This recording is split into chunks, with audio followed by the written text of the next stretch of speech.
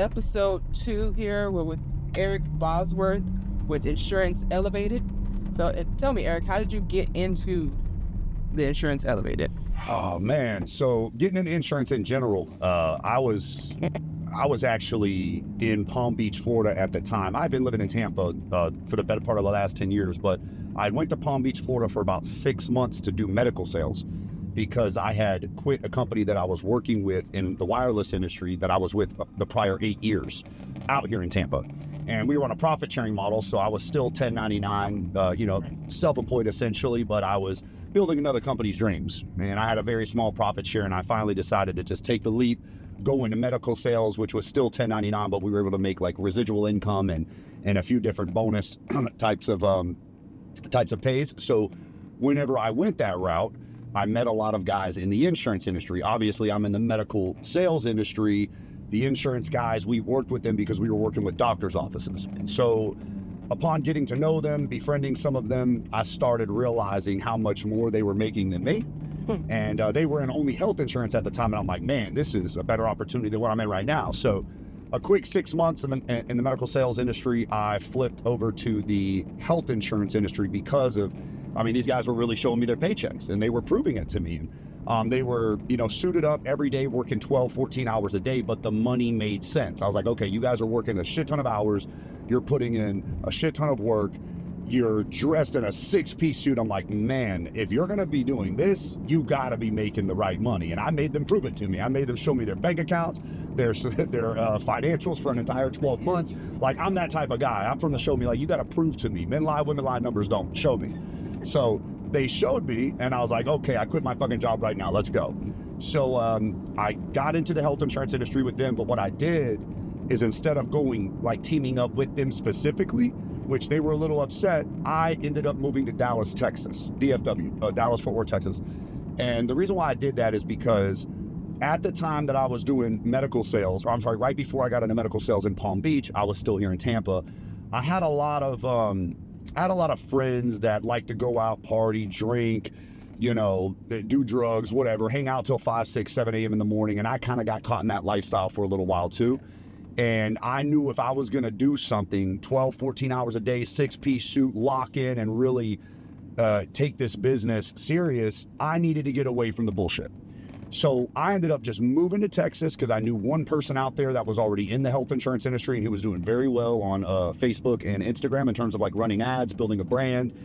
And I already had enough common sense to know if I'm going to get into insurance, I need to build a really big personal brand. I want to start getting on camera. I want to start talking my shit, telling my story. I want people to really see like the veins coming out of my neck, my passion, my tonality. Like, I want people to know who I am, and I don't give a fuck how deep I got to go. I'm ready to do it. So I moved out there on a whim, didn't know anything about Texas, nothing. I spent exactly 12 months out there just selling health insurance, just being a regular agent, no team. Up until towards the end, I had brought my best friend out there, Ian Brook, which is now my business partner. But he moved out there the last 4 months of the 12 months that I lived out there. And I learned everything I could about health insurance. Even though the health insurance that I was in, I could only sell 2 products. We were called captive. So in insurance, you're uncaptive or you're captive. We were captive. We could only sell 2 products. Anything else we had to refer out and we didn't make the money on. So I kept thinking to myself, why am I building this brand, doing this content, bringing in all these clients, also now building a team if I can only sell 2 products and I don't own my book of business? It just didn't make sense for me. Now, common sense isn't really common now in today's age. But for me, I pride myself on common sense. So I was just doing the numbers and the math wasn't math. I was like, well, if I leave and become uncaptive, I'll have to start over again. But I can sell life insurance, health insurance. I can get contracts with every carrier in the country. There's not a client that I can't say no to. And I just couldn't fathom saying no to clients that I'm already spending so much money running ads and bringing in with lead generation. I couldn't fathom saying no to them, so I had to get out of that. So I walked away from a lot of money in the captive health insurance industry because how they get you is they start paying you bonuses and residuals the following year. So I only did a year with them. So I left a month before all the real money started coming in because I knew if that money started coming in, I would have gotten gold handcuffs and I would have never went for the stars. So what we did was exactly on my 13th month, we moved back to Orlando instead of Tampa because I still didn't want to go back to my old ways in Tampa. I actually grew up 30 minutes from Orlando my whole life up until I was 20 years old. So I know a lot of people in Orlando as well, and Orlando closes early, 2 a.m. instead of Tampa at like 4 o'clock, 5 o'clock, depending on the strip club that you're at and shit, right? So I knew that, hey, let me do a year when I first build this business in Orlando, build it up as large as possible, and then a year later, I will open up a Tampa location. We started out with just 4 of us in a 10 by 10 office in Orlando, and exactly 1 year and 7 days later, I opened up a Tampa office. Oh, wow. So like I called everything that was going to happen in my business for the first 3 years, like every office that we were going to open up, etc. And now we have Dallas office, Vegas office. I'm flying out to Nashville soon to look out there. We have 2 Fort Lauderdale offices now. We have 2 Orlando offices and our headquarters here in Tampa. So that's kind of like my story. And now we have over 500 agents nationwide. So super cool the way we watched our business scale. At one point, we scaled too fast and we were losing as many agents as we were bringing in because we simply did not have the infrastructure or the foundation. So just as I talk about all the good shit, I'm going to tell you the bad as well. We made a lot of mistakes. We focused on the agent too much sometimes instead of the leaders as well. So you have to lead the leaders and develop them as well. And we were too focused on just the new agent and taking the critical thinking out of the agent. So getting into insurance taught me a lot, not just about scalability, creating an ecosystem, but also human psychology and where people at all times, especially 1099 business owner or sales reps. You gotta, sometimes people aren't entrepreneurs, they're intrapreneurs, and you gotta know when to tell the difference. And we didn't do a great job of that our first couple of years, but I think now we got it down really well. But yeah, there's your answer to that on how I got into insurance. So tell me something about like you personally that gave you that drive, or that you feel feeds that drive to be an entrepreneur. I know you're saying you've been doing your business itself has been 3.5 years in the game, but your true entrepreneurial spirit began so many years ago. So what was that kind of beginning of that for you? The beginning of that for me was when my parents got divorced. So from the time I was born until I was 11 years old, life was great outside of my parents fighting all the time. The usual bullshit. Dad putting hands on mom putting hands on dad, both of them cheating on each other, all kinds of crazy shit. Like I'm from a small town in Polk County, Florida, about 30 minutes outside of Disney World. But my parents took care of me. We lived a decent life outside of the drinking, the drugs, and the bullshit that they went through, and putting us kids at it, like in a, I guess in a way of thinking that we had to take care of ourselves at sometimes. So whenever they got divorced, it got even worse. Everything blew up. I kind of turned to my friends and my cousins and, just people that were close around me. And essentially, I didn't want to be around my mother at the time, when I was 11, 12 years old, because of everything that happened. She divorced my father. And I didn't want to be around my father because all my father did was talk about my mother. Like, all they did was talk shit about each other. And I just didn't want to be around the negative stuff. Like, I knew at 11 or 12 years old, I didn't want to be around negativity. I also knew that, how everybody says, like, oh, your network is your net worth? I knew that back then when I was 11 or 12. Like, I knew, hey, it makes sense. If the more people that I get in contact with, that I learn who they are, and I have the power of giving, like power of reciprocity, where I'm doing as much for them as they are for me, I'm gonna be put in more positions of opportunity. So what I did is, instead of living with my mom, living with my dad, I went and lived with my grandmother and my uncle, who didn't live far away. And my uncle's girlfriend was a barber. Like, she was a hairstylist, but she had clippers because she also used to cut men's hair. So I started picking up her clippers and cutting people's hair in the neighborhood out of the garage when I was 12 years old, just to see if I could make some extra money. Now, at first I had to do it for free, but over the course of 6 to 12 months, I started charging everybody in the neighborhood. So from 12 to 13 years old, I took a whole year. I started getting really good at cutting hair, and I started to go into people's houses on my bike cutting hair. At one point when I was 13, 14, I was making $300-400 a week cutting hair. And this was, would you say that was my first like real hustle, and that was my first like time the light bulb went off, like, oh shit. If I learn a trade, right, or a skill set, a service, and I get better than everybody else at it, or I'm like younger and I have this wow factor over everybody else, more people are going to do business with me. That's when I first learned that, okay, I'm built to be an entrepreneur. And that's when I learned I want to be a differentiator. Like, I want to be a disruptor. So the way I was a disruptor was I was going to everybody's houses while barbers were cutting hair in the barbershop. And I was 13, 14 years old while all the other barbers were 20 plus.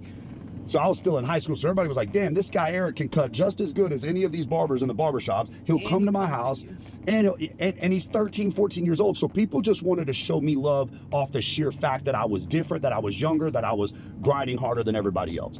So that's where everything kind of changed for me. What you got, Antoine?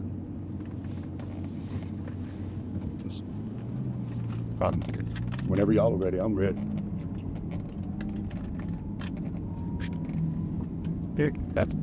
So tell me, what was the biggest moment in your life or in your career that got you to the point where you are now?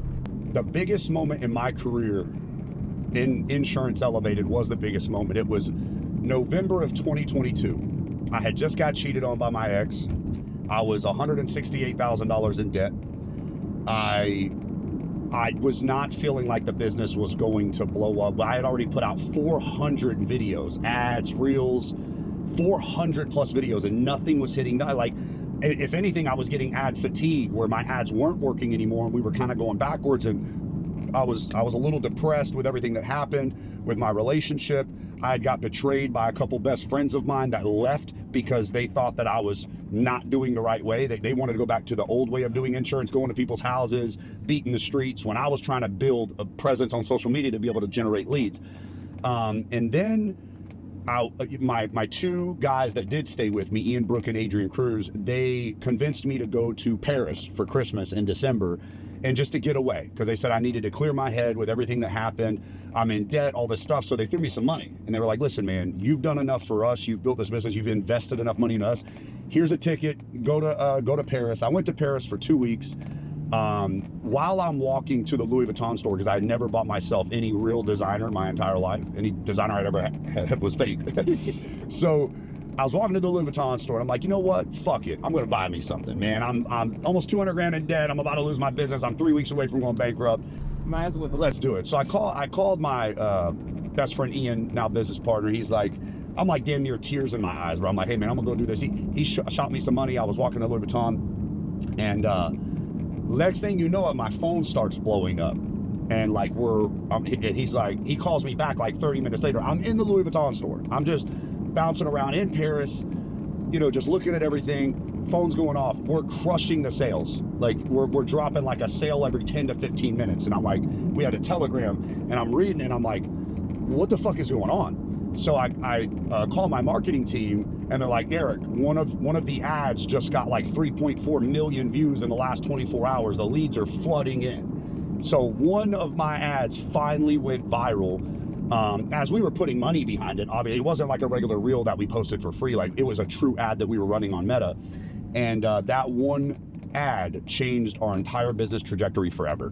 We went from, at that time, 75 to 80 agents, and with 1 year we had 200 agents. I think we made $600,000 in revenue the next 4 to 5 weeks. I got out of debt. I put 100 grand in my bank account.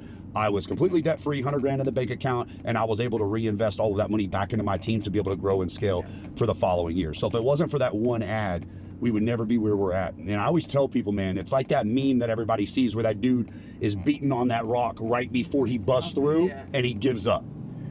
And I tell everybody, like, as cliche as it sounds, like, I mean, that meme tells it all. Yeah.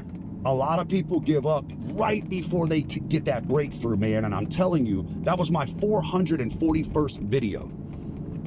441st. That got 3.4 million views. And then since then, and what I didn't do was try to continue to build my whole agency on that one ad. I doubled down. I took all the money I made, all the profit I put into my bank, and I hired even a bigger content team. I did even more content. I wanted to get as much virality as possible and lean on that ad and use it as leverage to build multiple different platforms. Get on YouTube, get on Google, get on Yahoo, TikTok, etc. Because we were only on Instagram and Facebook at the time. And that's what we did. And now today, I think we're upwards of spending $250,000 to $300,000 a month on marketing.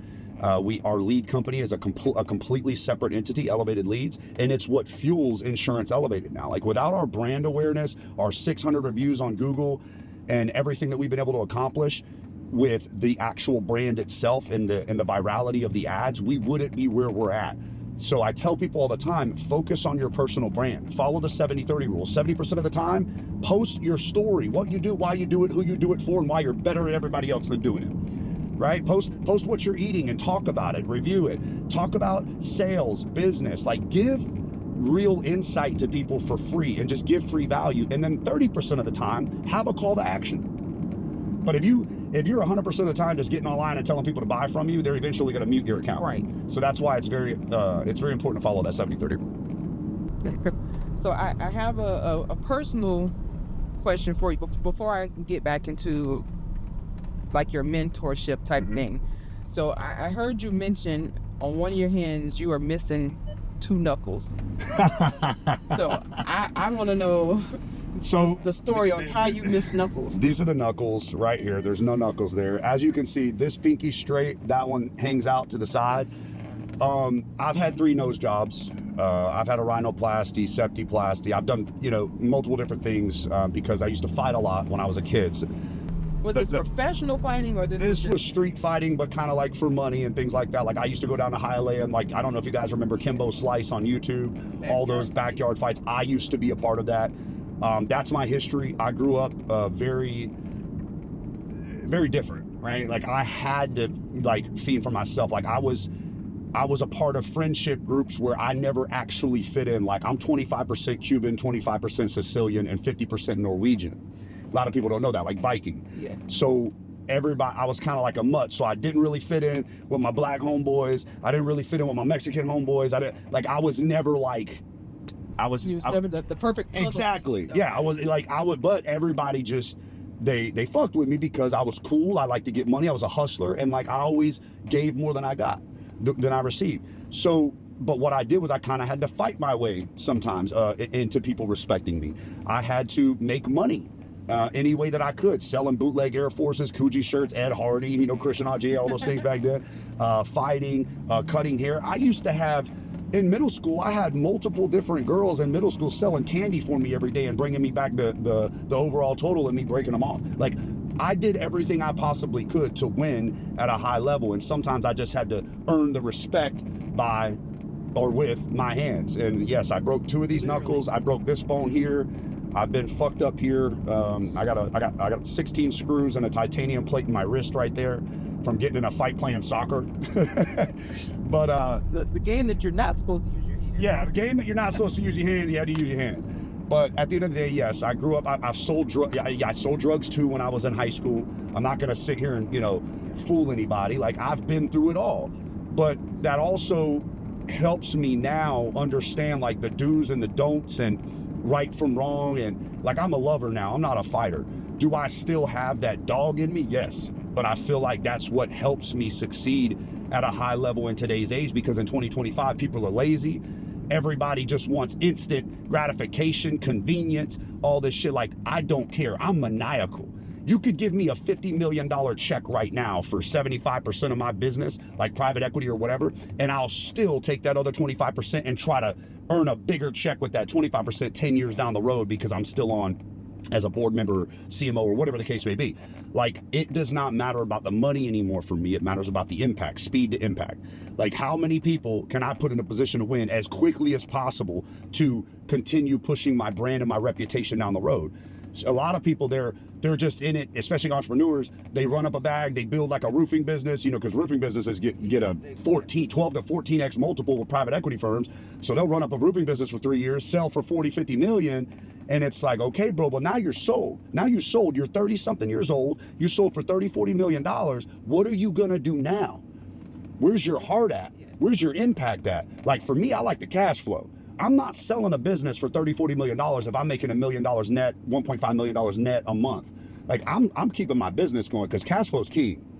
Cash flow is king. So a lot of these guys I see in private equity and selling their businesses, there's 11 million businesses for sale right now in America. You can go buy businesses if you have money and be a part of them. That's what I'd rather do. So eventually I want to be private equity.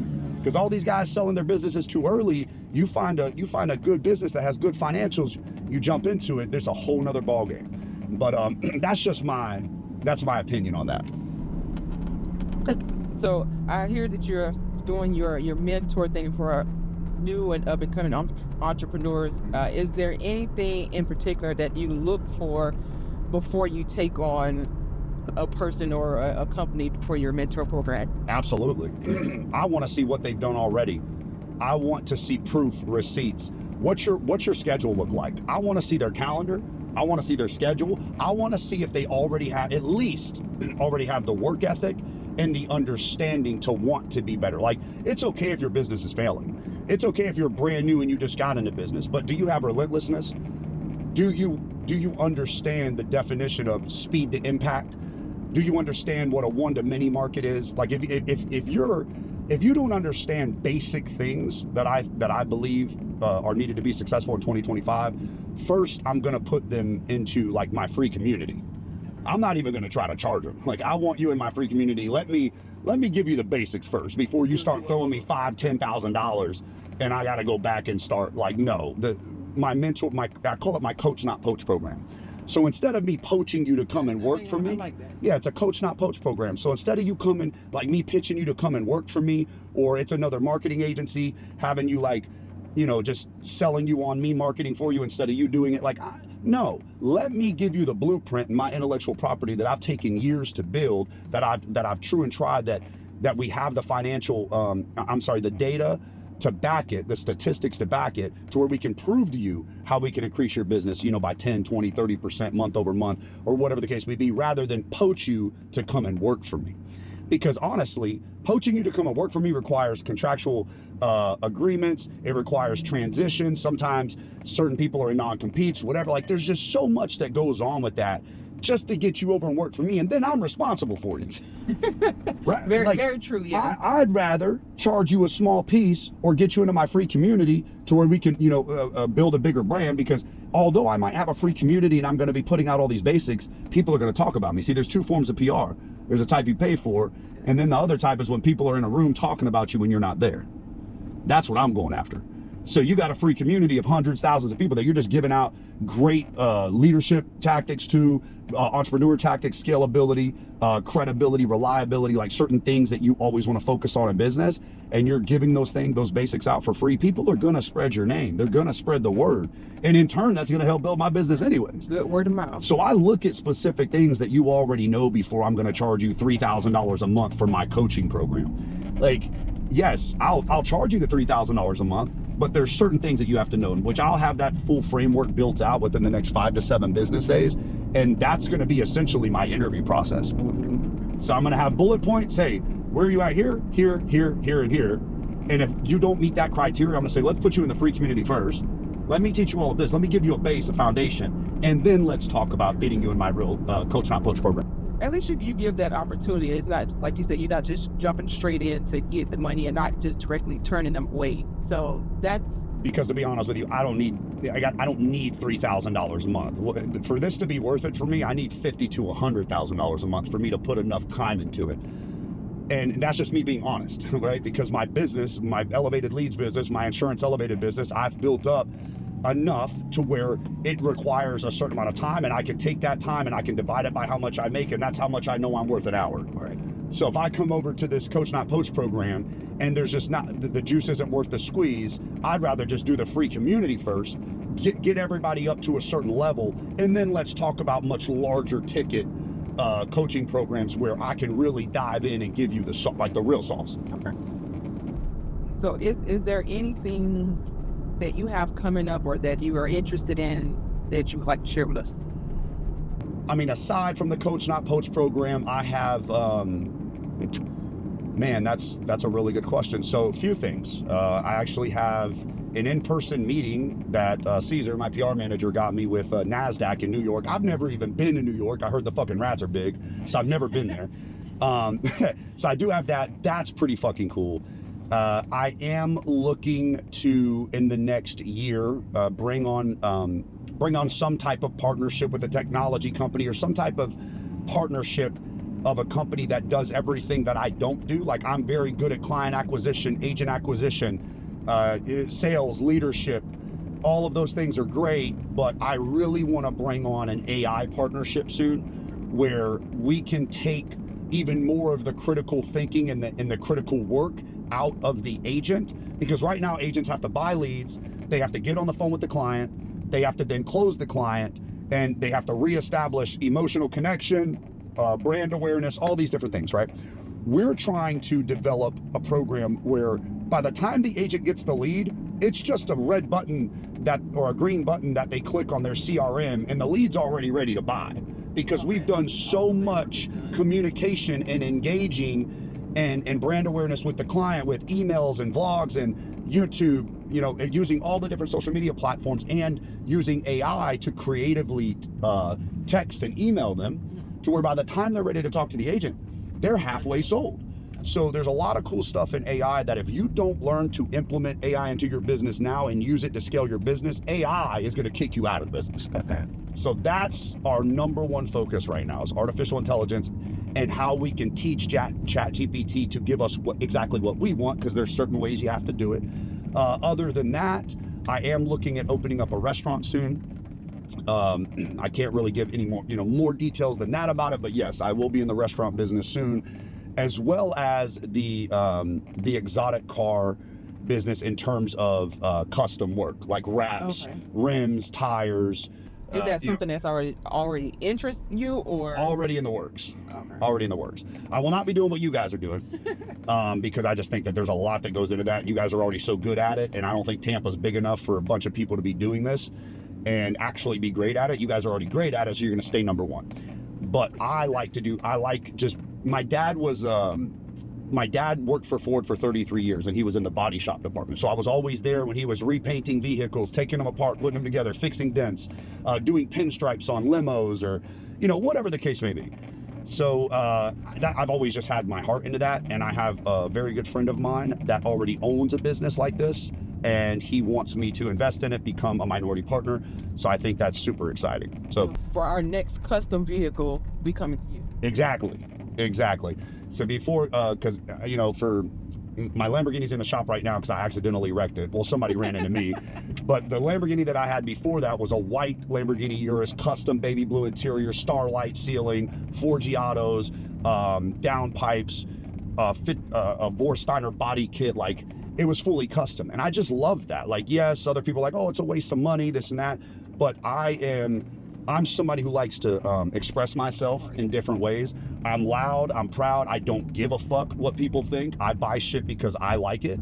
And car customizations are just something I'd love to be in. And that's how you have to do it like that, because if you let everybody else dictate how you present yourself or how you express yourself, then it's going to be this small bubble. Everybody's going to be looking the same. Well, that's just like in sales. If every salesperson sounds the same, every salesperson is going to get hung up on, like most salespeople do. See, in real estate, 80% of the real estate sold by 20% of the real estate agents. Same thing in insurance. 80% of the insurance sold by 20% of the insurance agents, because that 20% has realized that tonality, developing a wow factor, out prospecting, and creating a personal brand are more important than just buying leads, getting on the phone, trying to follow a regular script, and never getting on social media, never focusing on one-to-many market, etc. So these are all things that I'm going to teach and I'm going to implement. And the good part is we've already been implementing these things for the last 3 years, and we were the fastest growing insurance agency in the country 2022, 2023, and 2024. So in the entire country. So in what we do works, and it doesn't just work in insurance. It works in business. It works in business in general. If you show me your financials and you show me your sales team, you show me your script, your objections, your rebuttals, I can come in and make them better. And I can almost guarantee a certain percentage of growth within the first 90 to 120 days. So that's what I'm focused on. I really want to get out there and help other business owners and do the best we could possibly do. Anyways, I have one last question for you. What's up? You've seen the success of the business. You've already expressed yourself how you want to do it. What's that one thing you did when you saw, oh yeah, this is really doing what I already knew in my mind could happen? What did you do? So, well, what I saw was I spoke at my first conference. There were over 500 sales reps there. I got to speak the first conference I did, there were 4,000. And then the second conference I did, there were over 500. Those two experiences where I got to get on stage and I looked like I actually, so the first part of the conferences, I was a little nervous, super nervous. You could tell, like first 5 seconds, I was like, oh shit, like I've done a lot of content just with the camera and in front of like my team, but I've never been in front of thousands of people. Yeah. The one thing I noticed that like hit me, that I knew that we had something special, was everybody in the audience was writing shit down as I was talking. When I noticed them taking notes, it meant I wasn't up on stage giving the fucking rah-rah bullshit. I was giving them items that they could immediately implement into their business as soon as that conference was over. And that meant something to me. And I promised myself from that day forward, that's why I want to do the Coach Not Poach program. I want to open my book up. I want to share my intellectual property with everybody. And, you know, I'll talk to billionaires and 9-figure earners, and they're like, Eric, no, like you need to keep some to yourself. You can't like give everybody intellectual. It's like, why the fuck not? 95% of people aren't going to do it anyways. And why not give like that? I'm going to get so much more in return at the fact that I am that transparent, that I am that open, then I am going to be worried about somebody copying me. I get copied all the time. That's okay.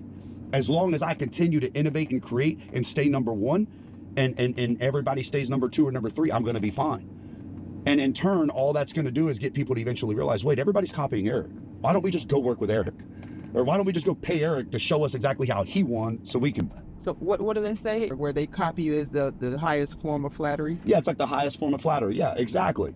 So the thing is, and the biggest thing I want to end this on is a lot of people right now are just, and I told you earlier in this conversation that it's they need instant gratification. People don't want to put in the work. They want to make the money. People that are, you know, listening to this, or they see that we're in a Ferrari. Yeah, they want the Ferrari. They talk about everything that they want, but the sauce is in what you do every single day. What are your bad habits? What are your vices that you're not willing to put away? How's your accountability mirror? Like when you wake up every morning, you look in the mirror, are you holding yourself accountable to what the fuck you're doing wrong? Right? See, in sales, you can legally prospect people at 8:01 a.m. Why is 80% of even my organization coming into work after 8? See, and that's even in mine. I'll tell you right now. So everybody wants to win, but nobody wants to put in the work. And then what's even worse is they start putting in the work for a couple months and they already want to be at the top. Then they start thinking the grass is greener on the other side. They start switching, ducking and dodging, moving and grooving and betraying and lying and stealing and cheating. And, you know, my mentor told me the other day, he's like, Eric, you can't keep what you didn't earn. See, everybody's trying to steal a slice of your pizza, a slice of your pie, not realizing you got the whole fucking oven in the back. You just cook more.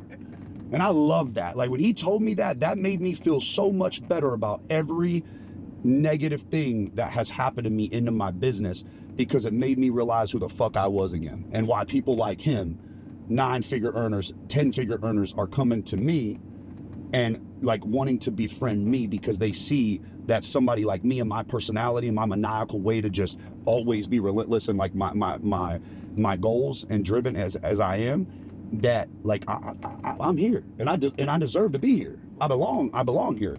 And it's not just me that belongs here, but the advice that I'm going to give to everybody that wants to be in my position right now, you need to do more than what you're paid for, so you'll eventually be paid for more than what you do. Say that one more time for me. Go ahead. Say that one more time for me. Go ahead. Run it back. You need more, so you'll eventually be paid for more than what you do. Now, I'm not sure where I heard this from 4 or 5 years ago, but I was at a networking event and an older gentleman told me that, and it stuck with me till this day when I first started, right before I started Insurance Elevated. And that stuck with me till this day. And what that means is, eventually, like, you have to put in the 10,000 hours. There's no way around it. That's how you get really fucking good at what you do. And when that 10,000 hours is put in and you're just relentless and you're just that guy, people are eventually going to be able to just have a phone call with you, and you're going to be able to solve their problems in 5 to 10 minutes instead of taking 5 to 10 hours to do it like you used to. So eventually, when you amass a certain amount of money and a certain amount or a certain size of your business, you'll be able to just consult at that point. You'll be able to give such good advice, such sound advice in 5 to 10 minutes, and help people's businesses create hundreds of thousands of dollars more in revenue with that 5 to 10 minutes, with what used to take you 5 to 10 hours. So now, freedom isn't $100 million in the bank. It isn't, 20 Ferraris. It's being able to go pick up your kids at 2 o'clock and not having to tell nobody fucking nothing. Being able to move something on your calendar because you have created a system that's so scalable, so easy to plug into, plug and play, and your advice is so sound that you can help people in a quarter of the time, half amount of the time. You see what I'm saying? Yeah. So that's what I mean by do more than what you're paid for now, so you'll eventually be paid for more than what you actually have to do. Make sense? Yes. Perfect. Yes. Perfect sense. That's a good one. Yeah. let me get my notebook because before we wrap this up, Eric, thank you for coming out, speak with us, taking the time, dropping gems on us. I have one more question for you. You like the supercars. I just want to know, what's your next car, or what's your... No, you grinning when you already got something like that. Because I told you right before this. I told you. I know you want to do couple things. Next two vehicles. So I have my Lamborghini Urus being fixed right now, obviously because of the fender bender.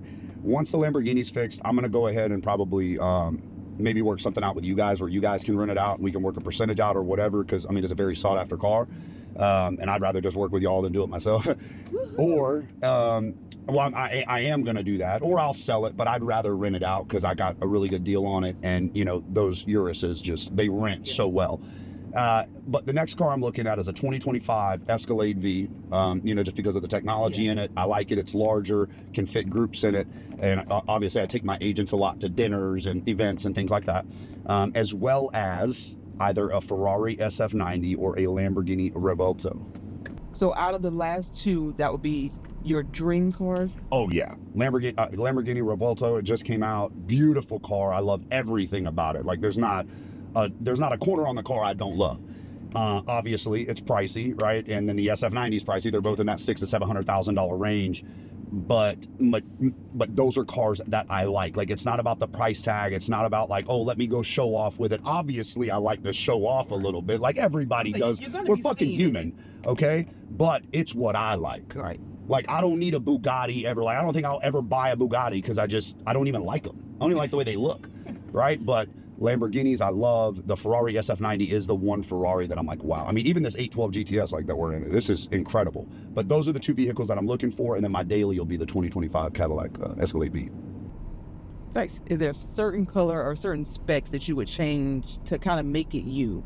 Oh yeah. I mean, my Urus is a booger green color, and it's lime green and black inside. And I think this time I'm gonna go with probably a matte gray with Tiffany blue interior. Yeah, matte gray, Tiffany blue interior, and black rims. Well, wait for that Revuelto.